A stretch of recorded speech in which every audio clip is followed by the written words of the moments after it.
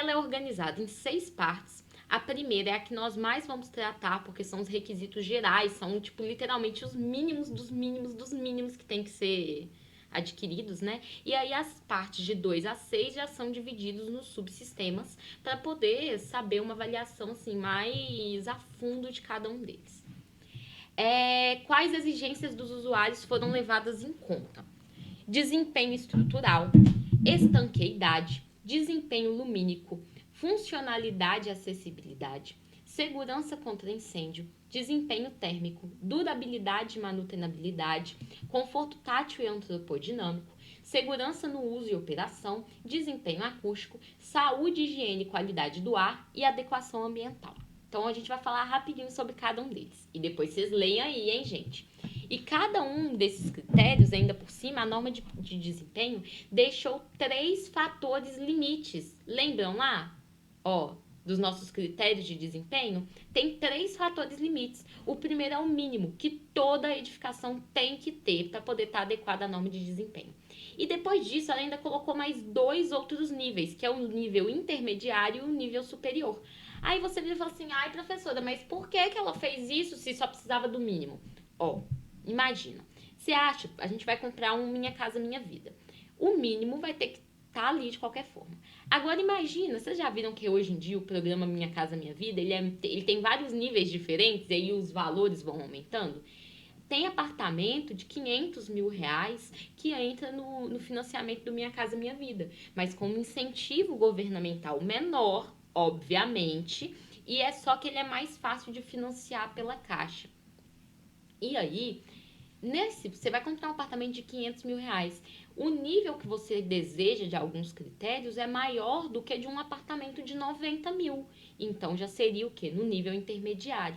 Já o nível superior, ele é muito utilizado para quando alguma construtora quer fazer isso até como propaganda, digamos assim. O nível superior, ele se assemelha muito a alguns níveis requeridos para aqueles selos verdes de qualidade, sabe?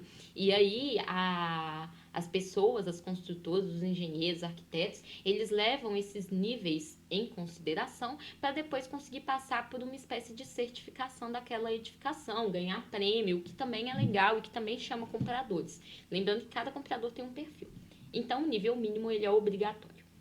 Além disso, a norma também prevê alguns critérios a respeito da implantação da obra, que não tem a ver com a exigência do usuário, mas a norma define que os projetos eles têm que ser desenvolvidos com base nas características geomorfológicas do local. Então aqui a gente pode ver, ó, nessas 2 fotos, infelizmente aqui nessa primeira, nós temos o quê? Um deslizamento de terra que atingiu algumas casas aqui perto, provavelmente deve ter machucado gente, se não tivesse até mesmo matado, infelizmente.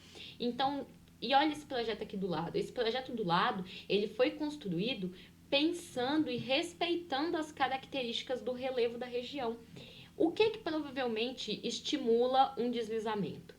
E consequente, só o deslizar não é o problema, né? Mas que acaba machucando pessoas.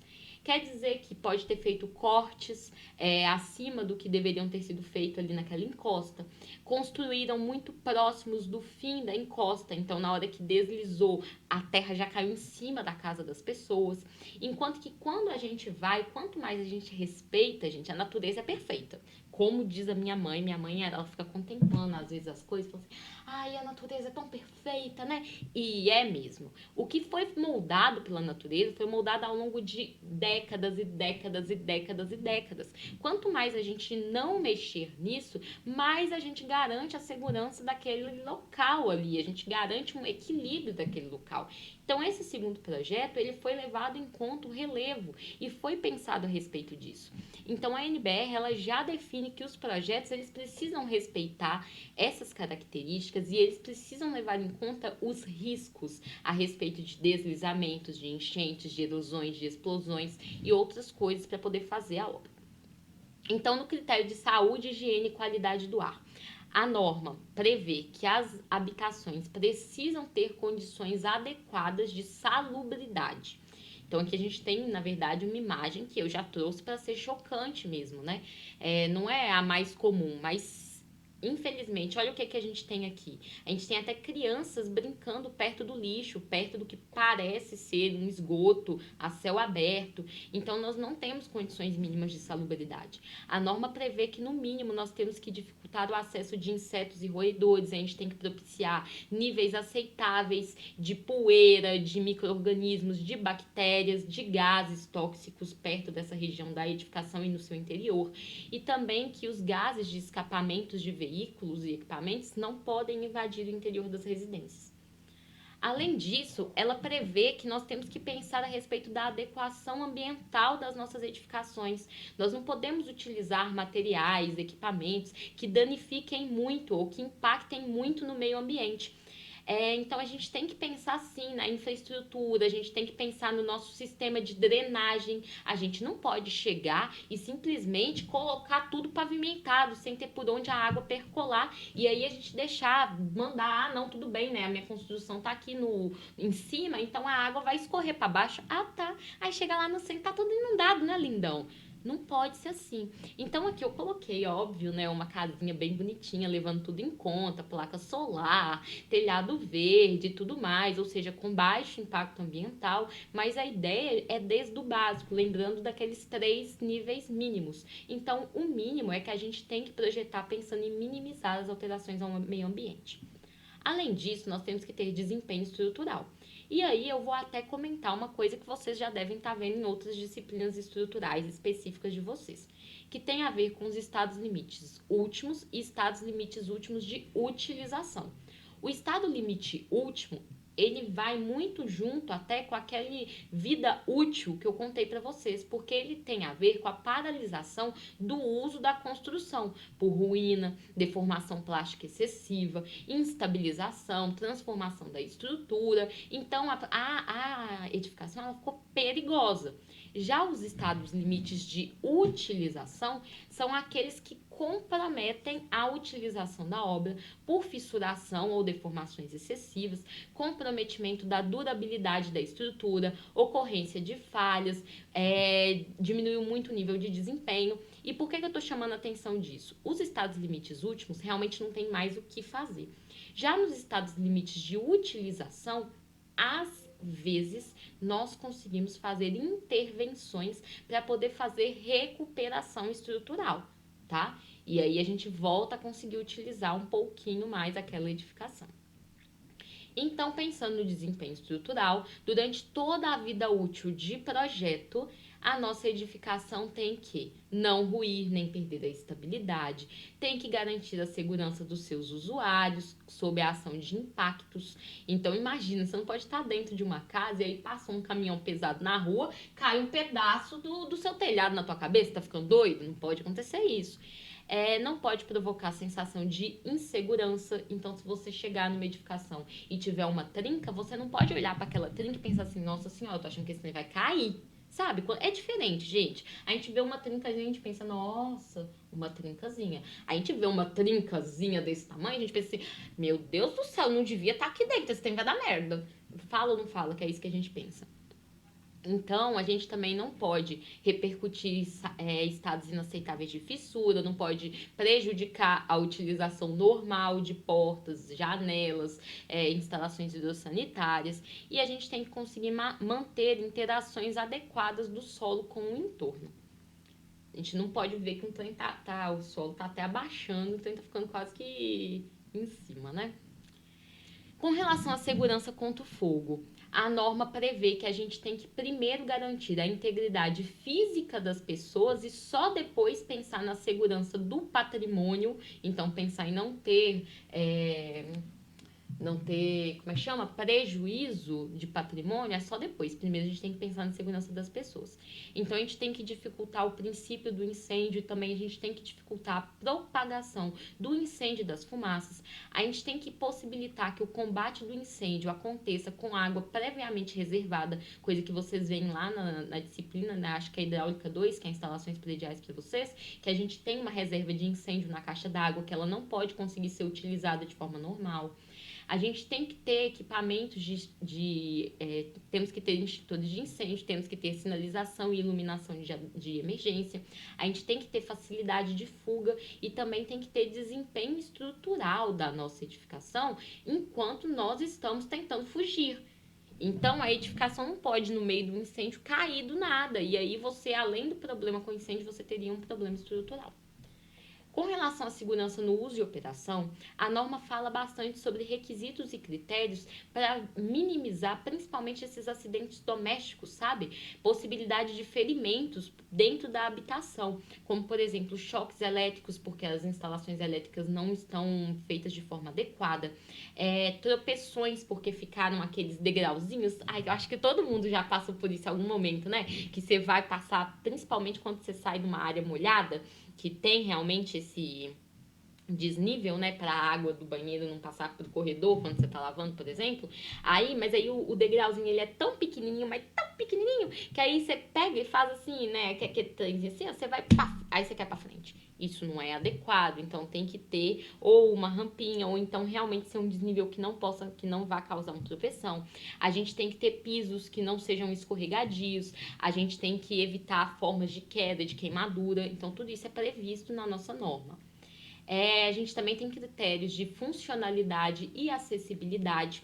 Então, os espaços, eles têm que ter tamanhos adequados para aquilo que eles propõem. E a norma fala o que é que tem que ser o mínimo. Por exemplo, num quarto de casal, no mínimo tem que conseguir ter a cama, o guarda-roupa e uma escrivaninha.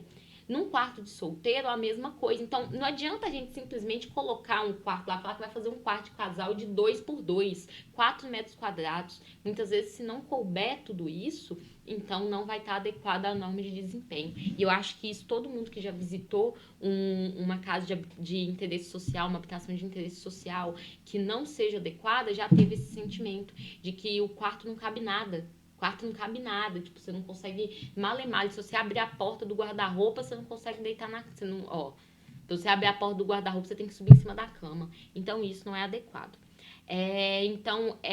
Ela prevê, né, o que é o mínimo que tem que ter, quanto de espaço que tem que ter, qual a altura do pé direito que tem que ter para cada uma dessas coisas, cada um desses espaços. E eu coloquei no material aí essas distâncias e o que tem que ter, tá? Não deixem de ver. E também ela prevê que em grandes condomínios tem que ter um número mínimo de unidades para pessoas com deficiência física e com mobilidade reduzida, sendo que essas unidades têm que atender a NBR 9050, que é essa de acessibilidade. E toda a área comum tem que ser acessível, viu, gente? Além disso, ela também fala sobre o conforto tátil e antropodinâmico. Então, a gente não pode ter coisas muito altas, que eu sou baixinha. Então, não pode ter coisa muito alta que as pessoas baixas não consigam acionar. E nem pode ter coisa muito baixa que as pessoas altas têm que se curvar muito para conseguir fazer. Isso chama conforto tátil e antropodinâmico. Então, são os nossos princípios de ergonomia. Além disso, tem que ter uma força física passível de acionar. Sabe aquelas torneiras antigas que, se elas estivessem muito apertadas, a gente não conseguia nem rodar porque até machucava a mão? Aquilo dali não tem conforto tátil e antropodinâmico. Hoje em dia elas são proibidas. Na verdade, elas são até produzidas, mas a gente não... Se a gente colocar isso numa obra e alguém nos acionar porque não está de acordo com a norma de desempenho. Então, temos que garantir a planicidade dos pisos, tem que ter adequação ergonômica, tem que conseguir, né, os nossos dispositivos de acionamento, tem que conseguir ter uma força necessária para acionar, independente da idade da pessoa. Então, por isso que vocês já viram que geralmente, principalmente em espaços de áreas comuns, por exemplo, um banheiro, as torneiras são aquelas de levantar e abaixar, porque tanto criança quanto idoso poderia fazer isso de forma mais fácil e mais simples. Além disso, a norma fala bastante de estanqueidade, que, no geral, todas as edificações, elas precisam ter estanqueidade. A água, a poeira, a inseto, a aves e a roedores. Só que a norma de desempenho, ela fala apenas da estanqueidade com relação à água, que é o nosso maior problema, que seria mofo, umidade excessiva. Então, ela fala sobre a umidade, né, proteger a nossa habitação, da umidade ascendente do solo, então ela fala bastante sobre impermeabilização, sobre a percolação da umidade entre ambientes internos da edificação.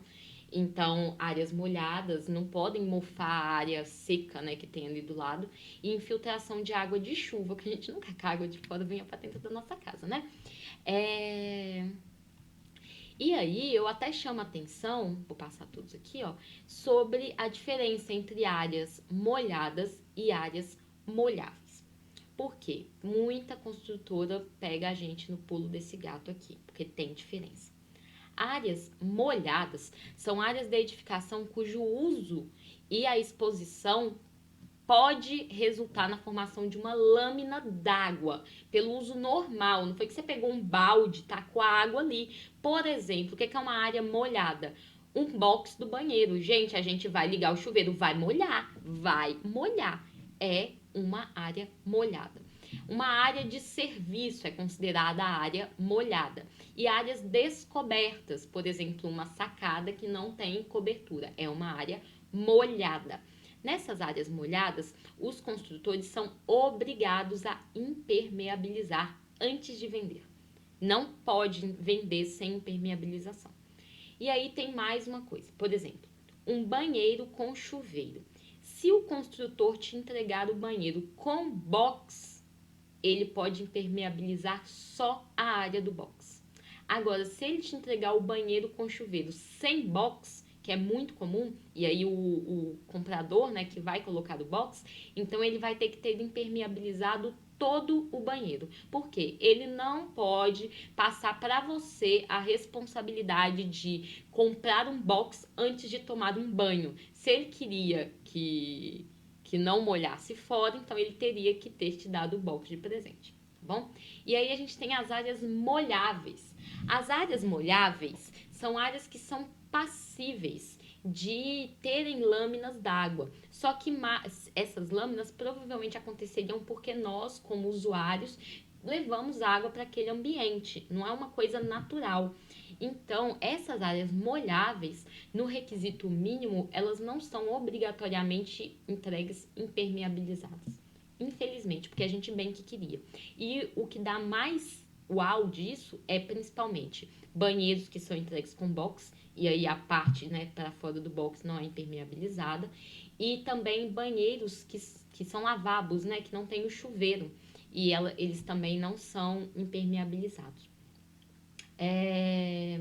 Lavabo, cozinha, sacada coberta, então nada disso é necessariamente entregue impermeabilizado.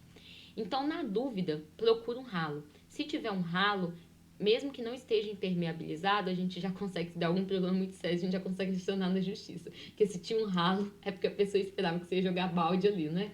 E também pergunte, tá? E muito cuidado com isso, entre molhadas e molháveis. A gente também tem que ter um desempenho térmico adequado. E o desempenho térmico, em questão de conforto ambiental, ele é o que mais é gritante. Por mais que a gente tenha os outros critérios, principalmente acústicos e lumínicos, o desconforto térmico, ele reduz o desempenho do ser humano em 13%. Então, a gente realmente sente, é a primeira coisa que é sentida se um ambiente está muito quente ou muito frio, porque realmente nos tira da nossa zona de conforto e nos causa, né, realmente, assim, um nervoso. Então, para considerar o desempenho térmico, a gente tem que considerar a localização desse empreendimento, porque as condições de exposição térmicas, elas são muito diferentes ao longo do território brasileiro, ainda mais o Brasil, que tem longa extensão territorial. E para isso, a gente tem a norma 15220, que é a norma de desempenho térmico de edificações, sendo que ela tem o zoneamento bioclimático brasileiro. Vou falar bem rapidinho, no material eu falo de forma bem mais extensa. É uma área que eu amo, como vocês sabem, mas eu não quero estender muito esse vídeo. Então, o Brasil ele é dividido em 8 zonas térmicas. E essa divisão considera as temperaturas, a umidade, a radiação solar e até mesmo a ventilação. Mas é principalmente a temperatura e a umidade. Então, a gente tem, por exemplo, nessa zona 8, são áreas com temperaturas muito altas e umidades muito altas. E aí nós temos a zona, por exemplo, que é onde a gente está aqui, que a gente está entre a zona 3 e a zona 4, que nós temos tanto temperaturas mais amenas quanto umidades mais equilibradas. Então a gente consegue, por exemplo, em áreas aqui desse meio, fazer algumas intervenções que são pensadas em projeto, por exemplo, colocar mais janelas, as janelas nas fachadas adequadas, né, gente? Não adianta colocar janela numa fachada que não bate vento. A gente consegue fazer uso, por exemplo, de materiais diferentes. Então, numa área que seja um pouquinho mais fria, uma cidade que seja um pouquinho mais fria, a gente usa materiais que ajudam na inércia térmica interna, então que não perde a temperatura quente de dentro.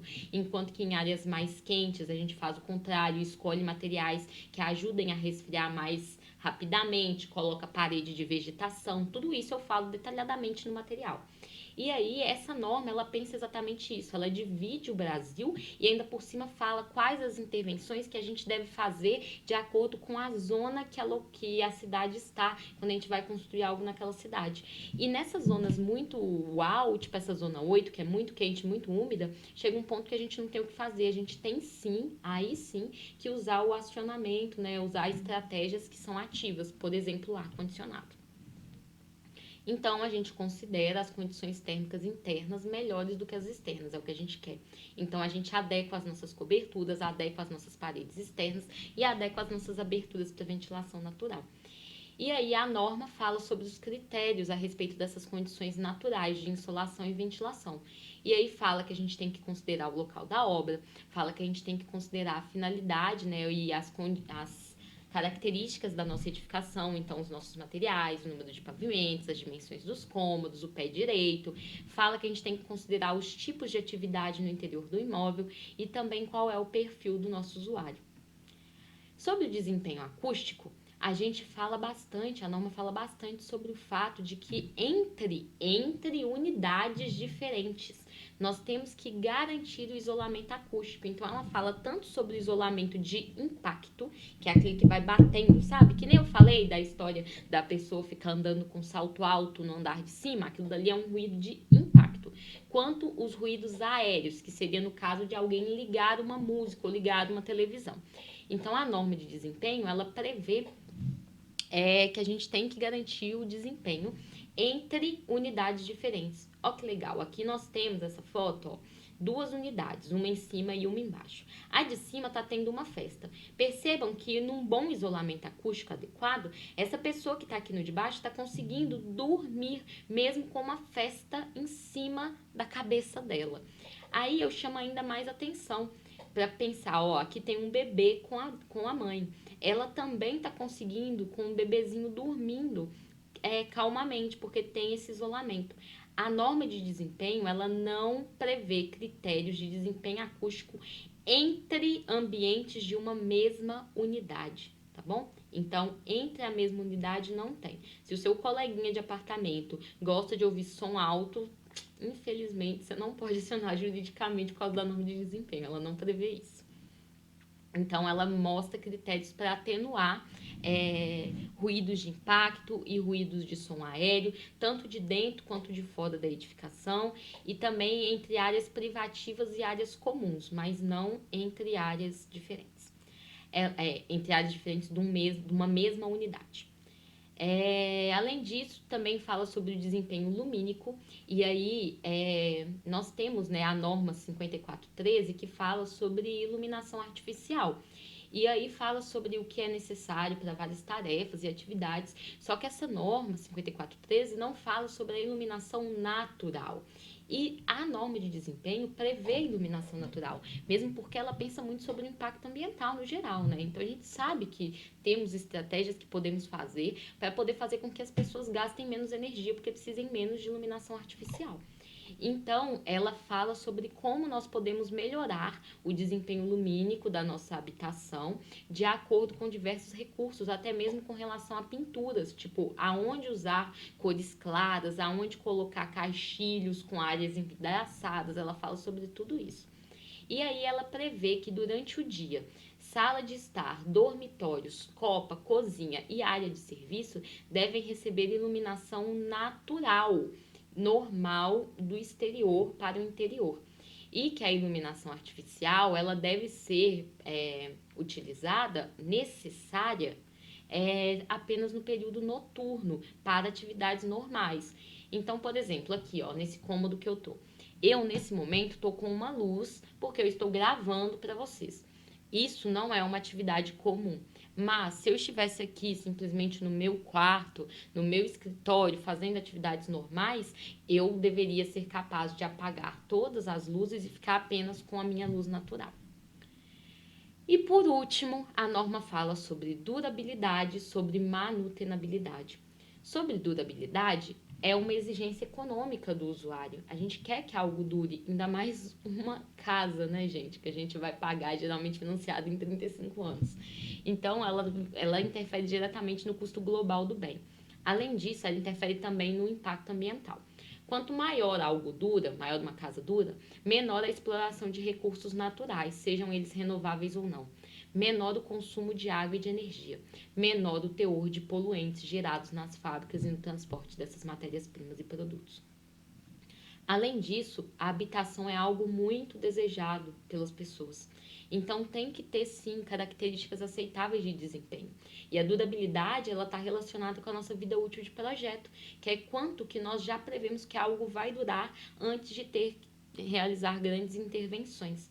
E aí, ela prevê já manutenções que sejam preventivas. Porque essa é a manutenção preventiva. Quando a gente começa com algo, não reparem não que eu vou pegar aqui um papelzinho qualquer, ó. Quando a gente constrói algo, logo depois é o nosso nível de desempenho. E aqui é o tempo. Tô desenhando para vocês aqui meio coisa. Logo que a gente constrói, o nosso nível de desempenho está no auge, ó. O tempo que decorreu da nossa obra está no coisa, e aí vai passando o tempo e o nosso desempenho está no auge. Nunca mais uma edificação vai estar com um desempenho tão bom. A partir daqui, ele vai sempre cair. Só que à medida que a gente vai fazendo manutenções preventivas, esse desempenho sobe mais um pouquinho, para só depois ele cair de novo, ó. Ele caiu aqui, ó, do começo, aí ele caiu. Eu fiz uma manutenção, nem sei se vocês vão conseguir ver isso, tá, gente? Eu fiz uma manutenção aqui, ó, ele subiu de novo um pouquinho meu desempenho para depois ele voltar a cair. Então, cada manutenção preventiva vai aumentando o desempenho e o tempo de vida útil da nossa obra. Até que chega um ponto que ela atinge os nossos limites. No nosso limite último de utilização, essa obra, ela tem que, ser, né, ela sai as pessoas para poder fazer, talvez, uma grande intervenção. Agora, se ela passar do limite último mesmo, ela que entrou em ruína. Mesmo que ela ainda não tenha caído, ela atingiu a sua vida útil. Então, aqui na ruína, ela atingiu a vida útil. E a gente pega e tem um tempo aqui, que é onde a gente chama de vida útil de projeto, que é a nossa expectativa que a edificação tem que durar. Então, pensar em manutenção não é uma coisa ruim. Manutenção, na verdade, ela é necessária. E aí, dentro desse quesito de manutenção, eu ainda chamo a atenção para vocês para o Manual de Uso, Operação e Manutenção, que é um manual que nós temos que escrever para toda obra que nós fizermos como engenheiros civis. Ou mesmo se for técnico de edificações, se for arquiteto, estiver entregando uma obra, você tem que entregar junto com a sua obra o manual de uso, operação e manutenção. A gente não entrega os projetos, então nesse manual a gente fala o que o nosso usuário tem que fazer enquanto ele está utilizando. Então o que ele pode fazer, quais produtos ele pode usar, o que ele não deve fazer, porque a partir dali é que ele vai saber como cuidar do seu bem. A gente compra qualquer coisa na rua, não vem o nosso manualzinho junto? O manual de uso e operação e ocupação é o manualzinho que vem junto com a casa. E ele fala, inclusive, de quanto em quanto tempo que nós temos que fazer as manutenções preventivas. Ele prevê tudo. E ele é um material que é de garantia, tanto do usuário quanto do construtor. Porque a partir do momento que você entregou aquilo, se o seu usuário depois quiser te colocar na justiça, você vai ter um fator ali para saber, né, até quando que foi sua culpa ou quando que passou a ser culpa do seu usuário que não fez uma manutenção preventiva, por exemplo. E dito isso, fica aqui a nossa aula de hoje. reforço a importância de vocês olharem o material completo. Eu passei bem rapidinho, porque é um assunto muito extenso. A gente passa por todos os sistemas de edificação. É impossível. Isso, na verdade, é uma disciplina. É uma disciplina sozinha. Então, olhem o material com carinho e qualquer dúvida, não deixem de me procurar, não deixem de entrar no horário de atendimento. E se acharem algum material bem legal, separa aí pra gente fazer o nosso Vamos Conversar do capítulo, tá bom? Beijinho, beijinho, até mais. Obrigada!